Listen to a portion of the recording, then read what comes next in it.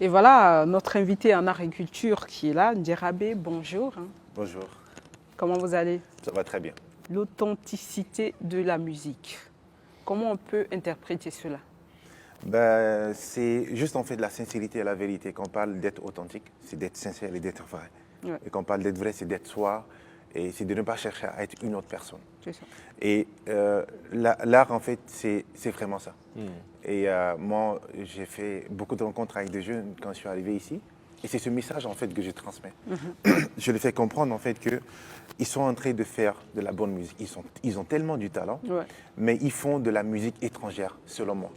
Parce qu'il n'y a aucune sonorité tchadienne dans ce qu'ils font. Ouais. Il n'y a pratiquement aucun rythme tchadien dans ce qu'ils font. Et là, c'est un problème et ils ne sont pas authentiques.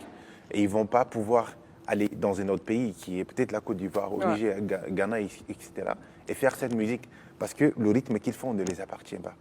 La sonorité qu'ils utilisent ne les appartient pas. Ouais. Donc du coup, il y a un problème et il faut vraiment chercher à être authentique et utiliser vraiment sa culture pour le mettre en valeur. Et comme je l'ai dit tout à l'heure, si aujourd'hui le Nigeria, le Ghana, la Côte d'Ivoire, tous ces pays sont connus, c'est grâce à la culture. Ouais. Et donc nous sommes vraiment appelés à mettre en valeur nos différentes cultures pour ne pas tout perdre et de ne pas avoir une identité.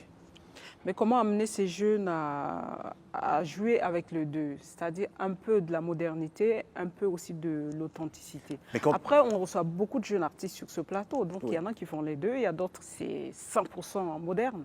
Oui, exactement. Ils peuvent faire les deux. Et justement, et c'est ça qu'il faut. Il faut faire les deux, mais surtout arriver à mettre plus du pourcentage sur ce qui vient du Tchad.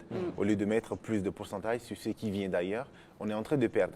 Déjà, on a une grosse influence étrangère musicale qui est soudanaise, Ouais. qui est nigérienne, qui est ivoirienne, un peu Congolaise tous les- aussi. voilà, exact, congolaise. Et donc, du coup, on a ces véritables soucis-là. Il y a des jeunes aujourd'hui qui font de la musique, mais c'est typiquement le Congo que tu entends. Ouais.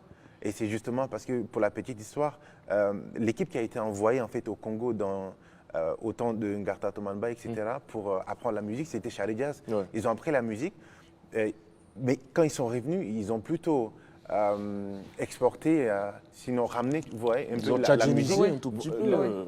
Non, pas vraiment, parce qu'ils ont ramené beaucoup plus la musique et les sonorités congolaises. Congolaise, oui. Et c'est ça aussi qui est entré dessus, parce que ces jeunes, ils ont Charlie Jazz, par exemple, comme modèle. Et du coup, ils font un peu de la musique congolaise. Moi, c'est ce que j'entends. Mais ce n'est pas typiquement tchadien. Et ça, c'est un véritable problème. Ouais. Donc, du coup, on risque de ne plus avoir d'identité. Et ça, c'est complètement dangereux.